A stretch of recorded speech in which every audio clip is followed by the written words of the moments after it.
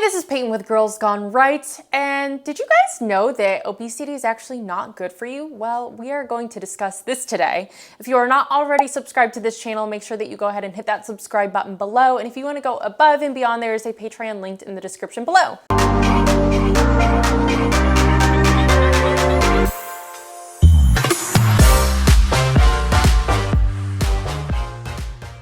So we're talking about obesity, and if you were wondering if I'm qualified, I am kind of qualified to talk about this. I actually am a holistic health coach certified from the Institute of Integrative Nutrition. So this was like when I was on a health kick, and this was during COVID, I believe, that I signed up for this. And honestly, I love health and fitness, and I kind of just wanted to get a certification to help me learn more about the body holistically, because it was COVID and I was very against the vaccine, and it really upset me, and it made me even more holistic than I was before. So we are discussing obesity. Let's go, handsome. Come on.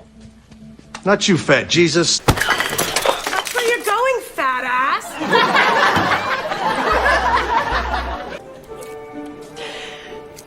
My boyfriend thinks I'm fat. You're too fat for that skirt. I saw this headline, and I am not shocked at all. This is, I think anyone could have guessed this. Puberty posted this. The headline is, "Obesity is now a greater risk to global health than hunger." Shocking, guys. We not only have enough food to feed everyone, we actually have too much food. And actually, I will say, we have too much of the wrong food feeding people. So it goes, I'll show the infographic. More than 1 in 8 people in the world are clinically obese. This is really, really sad, but let's just go through the infographic and then we'll discuss. The number passed 1 billion for the first time.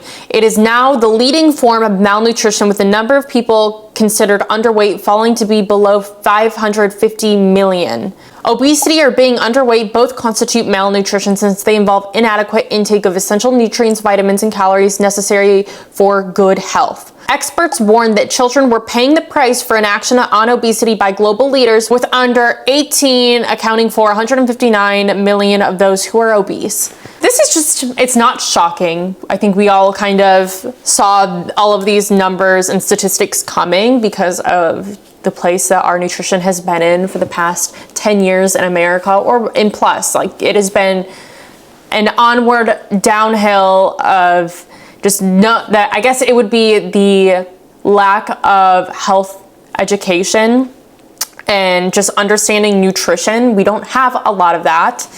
And especially in America here, like they said, that there is more obese people than underweight. However, it's still malnutrition. And it's really sad to see that these kids under 18 are suffering. So this means the parents are the ones that are feeding the children, educating them on their nutrition, or not educating them on their nutrition and just letting them eat whatever they want. I do think that healthy food is accessible. And granted, it's not always the most convenient thing to do to not make a microwave meal or put in a frozen pizza. Yes, sometimes that there is things that you have to do to actually make the food, and sometimes it's not always convenient for the lifestyle, but I do think that there are things that you can do that's not as convenient, that is, cost effective to eat healthier and promote the nutrition education that we're lacking in America.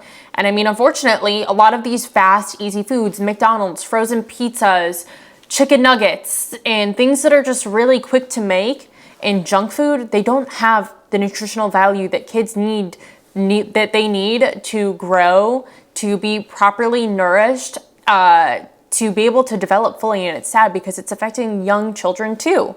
Like, the parents feed them. They're in control of what their kids eat, and unfortunately, with inflation so high, a lot of people do think that it is the fast junk food and the fast food, the frozen food, everything that's overly processed, that they justify it in their head because it is fast to make. And if they're working all the time, the last thing that they want to come home or do when they get home is make a dinner, and sometimes it's just easier to get the fast food. So there is a lot of things that go into that. And you know what? At the store, when you are looking at it, a frozen pizza is cheaper than maybe getting a steak and fresh vegetables. And when you, at a first glance look, it might be cheaper to do that, but I will say that there are ways to budget and eat healthy that is cost effective, that is competitive to the junk food that you're eating in the store.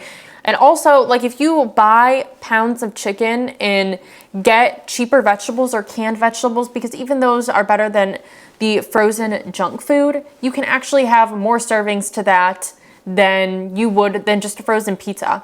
So I know that sometimes that there is a financial strain on that, and it's not always going to be super cost effective, but you also have to think of it in terms of the long term, because if you do not spend money on your health now, you will be spending money on your health later, whether that be in doctor visits, because your immune system's lower, because you're not giving your body all the vitamins that it needs. So you're going to have to pay for that one way or another. So this is not a shock, but unfortunately, this is a responsibility of being a parent, is knowing that you can provide, protect for your kid, and that is do the things like making sure that they're properly nourished and giving them, you know, the opportunity for the best chance at life. And that means making sure that your children are healthy, because when they are eating like crap, they're going to feel like crap. They're not going to do as well in school. They're not going to have higher focus. There are so many statistics of the consequences of a poor diet. And I feel like a lot of these children that have ADHD, that struggle with their focus,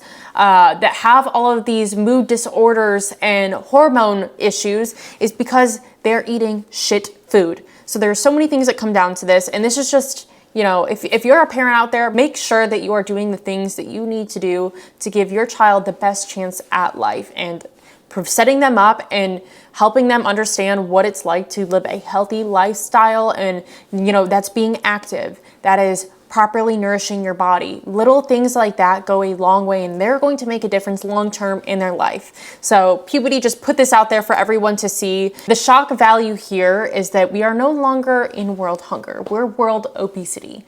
So we have too much of the wrong foods, and that is a fact. I think the best way to just cut out the wrong foods is stay away from that frozen aisle, because there is so many chemicals pumped in that food, preservatives, and honestly, natural food just tastes better. It's better for you. If there's no chemicals on it, you don't have to worry about what is in the food that your kids are eating. That is a very scary thing. And Alex Clark does a really good job at discussing this. She hosted the show called Poplitics. I feel like it's called something else now, The Spillover. Yeah, so she talks about this a lot in The Spillover, and I will reference her podcast because she goes into a deep dive and has basically someone who is well certified in that niche discussing it on her podcast, so she can go into it much more thoroughly than I can. But I just wanted to bring this up, talk about this, because this is culture. This is what is happening right now to our children, our youth. This is what is happening. If you're a parent, there are parents that are raising children that are not educating their children properly. And I feel like to some extent that's kind of abuse, to be feeding your child food that is going to make them essentially sick in the end. So very, very sad to see, and I will link everything below. Hopefully next time I'll have a more positive, uplifting article for you guys. But if you like this and you want to hear more, make sure that you hit the subscribe button below. But thank you guys for watching Girls Gone Right.